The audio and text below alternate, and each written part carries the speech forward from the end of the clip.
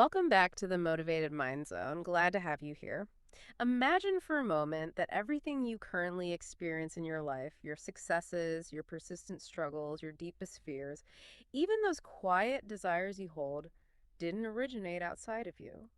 What if the blueprint for your entire reality wasn't drawn by fate or circumstance, but by an invisible, powerful force residing right within you? Today, we're embarking on a deep dive into that very concept. You become what you think. Our mission isn't just to rehash some motivational slogan. It's to really unpack this principle, explore how it doesn't just influence, but literally architects your destiny. By the end of our conversation, hopefully, you'll see your mind not merely as a mirror reflecting the world, but as the master builder creating it. It's a concept that, well, on the surface it sounds almost too simple, doesn't it? Yet, what our deep dive into the material reveals is this profound universality. It echoes from, ancient philosophical texts right through to cutting-edge neuroscience. And this powerful convergence, it suggests we possess far greater agency over our lives than most of us ever dare to believe. It shifts us from being just passive observers to active creators. Wait, let's unpack this then. There's a fundamental analogy from the material we looked at. Every towering skyscraper, every intricate bridge, it begins not with concrete or steel, but with a blueprint, a Blueprint. vision, right? Meticulously laid out in an architect's mind. Hmm. And our lives, according to this deep dive, are no different. Our thoughts aren't just fleeting impressions. They are those invisible blueprints, subtly, or sometimes, yeah, not so subtly, shaping every choice, every action, every outcome. So, crucial question arises from that, naturally. What kind of blueprint are you drawing? The material makes it incredibly clear. Our external world is an undeniable reflection of our internal landscape. I mean, think about it. Every invention that changed the world, every artistic masterpiece, or even just your own personal goals you've managed to achieve. They weren't born out of thin air, were they? They started as a thought, a belief, an idea sketched out, in someone's imagination before becoming real. And here's where it gets a bit sobering, maybe. It's not just successes that start this way. Our deep dive reveals that failure or that feeling of being stuck often begins right inside our own heads, too. Doubt. It plants these seeds of hesitation. Fear whispers, you can't. And those limiting beliefs, those insidious little voices telling you, I'm not good enough, or people like me never achieve that, they don't just hold you back. They actually become self-fulfilling prophecies, kind of quietly locking you in place. It's a really insightful parallel. The material describes the mind as fertile soil. Yeah. Whatever you plant there, whether it's seeds of confidence, gratitude, possibility, well, that will inevitably grow into more growth, abundance, joy. But conversely, if you choose to plant seeds of fear, resentment, doubt, you're just as surely cultivating a harvest of struggle, scarcity, and maybe regret. It really brings to mind Marcus Aurelius' observation. The soul becomes dyed with the color of its thoughts. Mm. So what color are you actively choosing to dye your inner world? Yeah, and this isn't just, ancient wisdom or some philosophical idea. Our deep dive highlights how modern science, especially neuroscience, confirms this. It's often called the thought emotion action cycle. It's a fundamental loop in the brain. Think you can achieve something, and your brain releases chemicals that make you feel motivated, focused, driving you to act. Mm. But if you genuinely believe you can't, those same pathways can trigger feelings of defeat or apathy. You stop before you even start. It's like a biological feedback loop in action. Yeah. Okay, so if our thoughts hold such incredible power, then why do so many of us, at times, feel so utterly stuck? Our deep dive really digs into what it calls the hidden trap of negative thinking. Have you ever caught yourself saying things internally to yourself that you would never dream of saying to a loved one? Criticisms like, I'll never get that right, or what's the point? I always mess things up. We Yeah. just accept these internal whispers as truth. That's precisely its insidious nature, isn't it? Negative thinking isn't usually this loud, aggressive bully. It's more like a persistent whisper, subtly disguising itself as just reality. It repeats and repeats until we stop questioning it. It becomes the default lens. But critically, the material we examined reminds us negative thinking is a habit. Yeah. It's a learned pattern, not who you inherently are. Yeah. And like any habit, it can absolutely be broken. It can be replaced. The sources use a really powerful analogy here, the silent chains of limiting beliefs. Imagine trying to climb a mountain, but you're carrying this backpack full of heavy stones. Every Mhm. step is just hard. Limiting beliefs like, I'm too old, I'm not smart enough, or success isn't for people like me, they're exactly those invisible chains. They often come from past experiences, yeah, or maybe what others told us. But the deep dive is clear. A past failure doesn't define your future unless you let it keep weighing you down.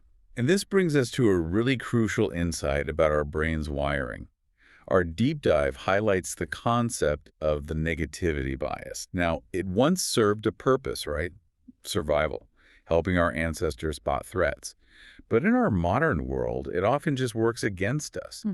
It's not just remembering bad stuff more vividly, it actually distorts our perception, making us hyper-focus on problems, sometimes missing real opportunities. Right, like remembering the one criticism over 10 compliments. Exactly. That's a perfect example. Simply being aware of this bias is the very first step towards disarming its power over you. So, how do we start dismantling these patterns then? The material suggests challenging your inner critic, like a detective.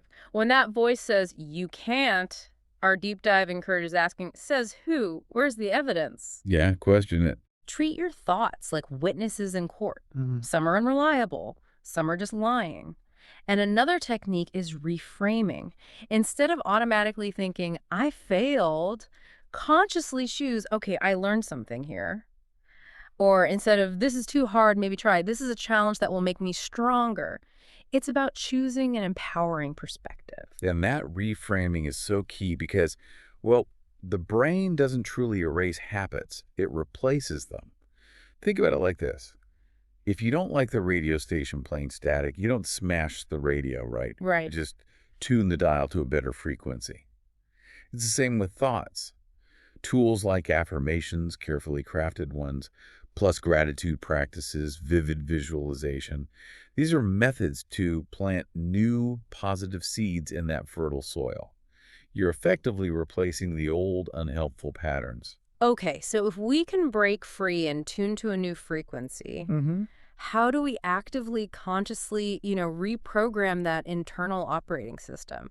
Our deep dive shows your mind isn't fixed. It's like a sophisticated computer, programmable, upgradable, transformable. But most of us are, maybe inadvertently, running on old code, programming from childhood, society, others' opinions. Mm-hmm. But the incredible truth is, you can rewrite that code. What's truly fascinating here and often misunderstood is the role of the subconscious mind. You know the iceberg analogy.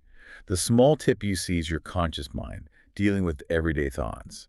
But the massive part underneath, that's your subconscious. It's driving maybe up to 95% of your daily behaviors, reactions, beliefs. Wow, 95%. Yeah, and here's the crucial bit. It doesn't judge beliefs, not as good or bad, true or false. It just accepts what's repeated consistently. So the essential question for you becomes, what beliefs have you been feeding it, maybe without even realizing? And this leads to a really profound point about consistency, doesn't it? Think about learning something complex like driving. At first, it takes so much effort, conscious focus, Total concentration. but with repetition, it becomes automatic, effortless almost. Our thoughts and beliefs work the same way. A thought repeated often enough becomes a belief. A belief acted on consistently turns into a habit. And habits over time shape your identity. It's this powerful, often unseen progression. Right. And to actively reprogram that subconscious, the material outlines several really practical tools. First, affirmations. Simple present tense statements like, I am capable. But it's not just saying the words. The deep dive shows it's the emotional feeling and belief you attach to them that starts the rewiring. Second, visualization. And this isn't just daydreaming. It's fascinating neuroscientifically. Vividly imagining success, seeing it, feeling it lights up the same brain areas used during actual activity. Like mental rehearsal. Exactly, Yeah, like athletes use. It pre-programs your brain for success. And finally, environment design.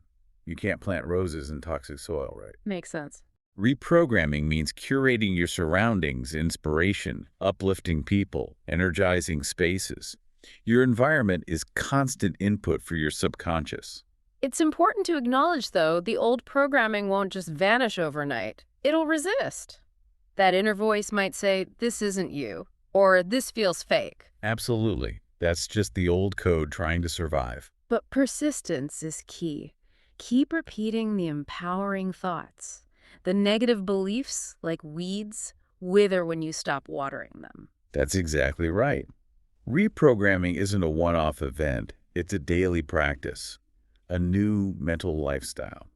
Our deep dive encourages building consistent mental habits, like a morning focus, just 5 minutes affirming and visualizing who you're becoming before the day's chaos hits. Before the phone. Right. And daily gratitude. Making a ritual of listing things you're thankful for literally rewires your brain for abundance. And, crucially, positive input. Consciously choose uplifting stuff to read, listen to, watch. Junk thoughts weaken the mind, just like junk food weakens the body. Okay, now imagine I hand you a magnifying glass. You hold it in the sun. What happens? At first, just light, but hold it steady, focusing the rays on one point. And it ignites a flame. Exactly. Our minds work the same way. Scattered thoughts, just noise, distraction. But focused thoughts, that creates real power. Light illuminates, but focused light, well, it can burn through steel. This brings us to what the material calls the law of attention. Whatever you consistently give your attention to grows stronger in your life. Focus is like water for a plant. It nourishes what you feed. Focus on problems. You see more problems. Focus on opportunities. You start seeing more doors opening. So it raises that critical question for you. What are you consistently watering in your life with your attention, your most precious resource? And why do so many people feel stuck, even if they get this? Our deep dive points to the modern world. It's relentlessly designed to steal your focus. Notifications, news cycles, ads, everything screaming for your attention. Constant bombardment. We live in an age where focus is maybe your most valuable currency. Fragmented focus means you end up busy, maybe, but deeply unfulfilled. Absolutely. The material really emphasizes that clarity of focus is the difference between just movement and actual progress. Oh, You can run in circles using tons of energy but get nowhere. been there. Yeah, but moving in a straight line towards one clear vision inevitably gets you there. The deep dive challenges us. What do you really want your life to look like in 5 years? Vague wishes lead to vague results. A clear vision is your compass. Without it, you just drift. And to get that clarity, the material stresses eliminating distractions.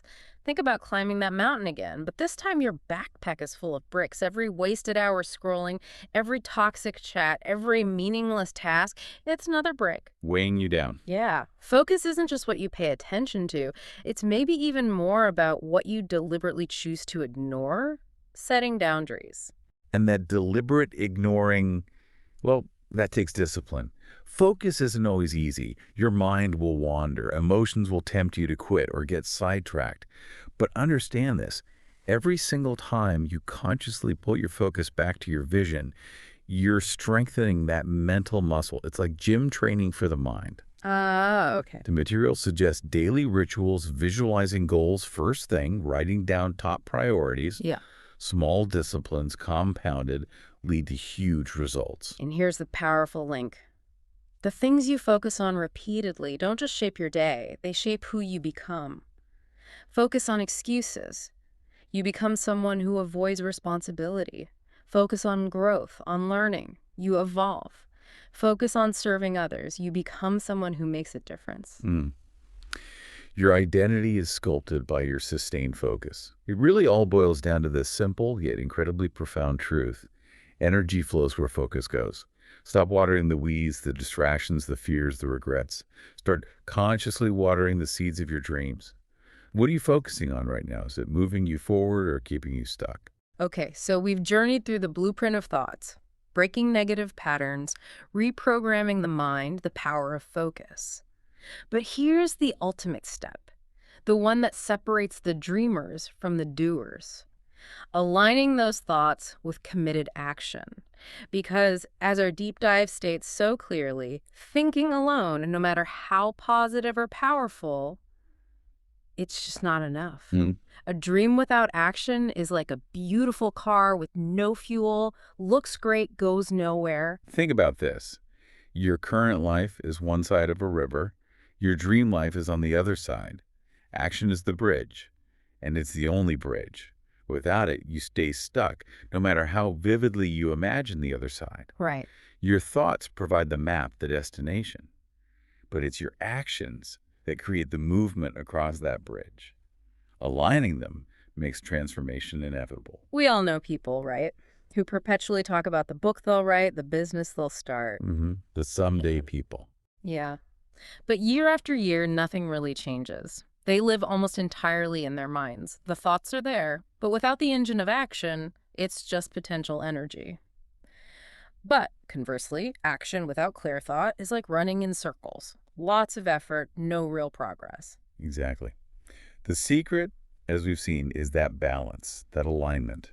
Our deep dive introduces this powerful idea of small daily wins and the compound effect. True, lasting success isn't built on these huge heroic leaps. It's built on consistent, almost tiny daily actions. Think less like a dripping faucet filling a bucket and more like a river slowly carving a canyon.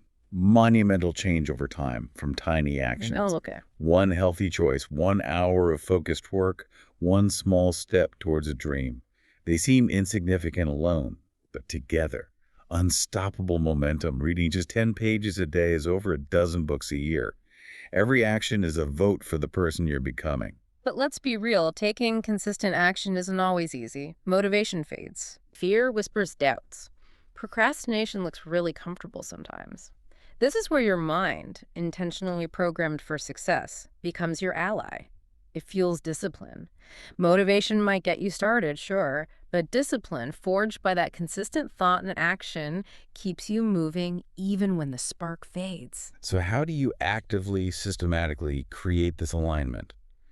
The material gives a clear process. First, clarity of vision. Know exactly what you want. Write it down vividly. Second, break it down. Turn big dreams into tiny, manageable daily steps, almost trivial steps. Makes it less daunting. Exactly. Third, consistency over intensity. Do something every day, not everything at once. Fourth, accountability. Share your goals. Tell someone you trust.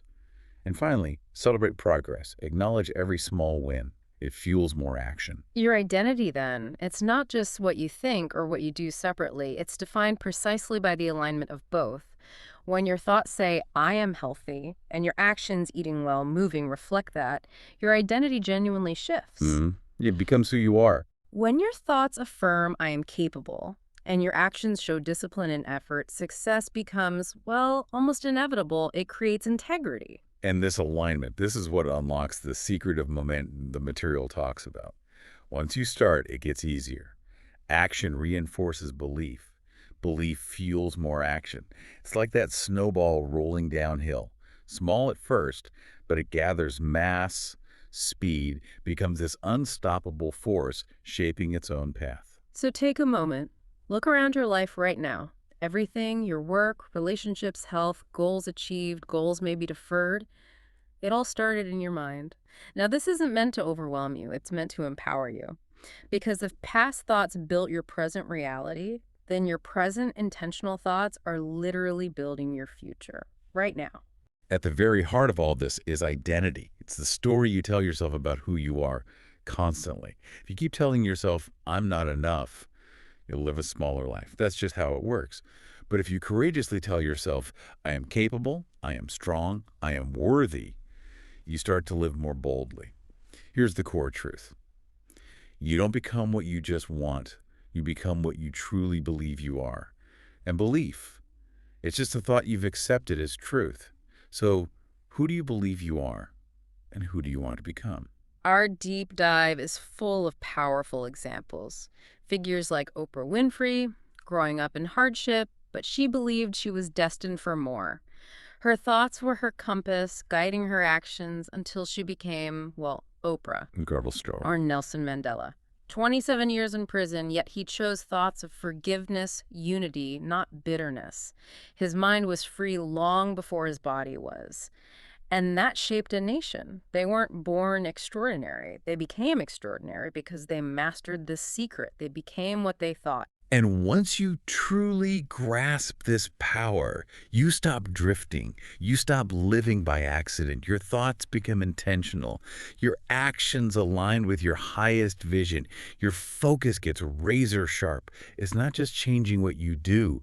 It's fundamentally changing who you are at the deepest level: thought, belief, identity. That truly is living with purpose. And here's something maybe even more profound. When you transform your thoughts, you don't just change your own life, you create this ripple effect. It changes the lives of people around you. Your courage inspires others. Your success shows them what's possible. Your positive energy lifts them up. You become a beacon. The most important truth really to take away from this deep dive is this: you hold the power, not the world, not your past, not circumstances, not what others think. You. And as you step forward, here are some really actionable things from the material to start today. First, consciously choose one empowering thought. Carry it with you. Repeat it. Believe it. Act on it. Second, focus daily, deliberately on what you want to create, not what you fear. Where does your attention go? And third, take one aligned action every single day, no matter how small it seems. Do this consistently and just watch how your life begins to shift. Subtly at first, then powerfully. Your thoughts are the paintbrush. Your life is the canvas. As you continue to step forward with intention, with courage, what magnificent masterpiece will you create?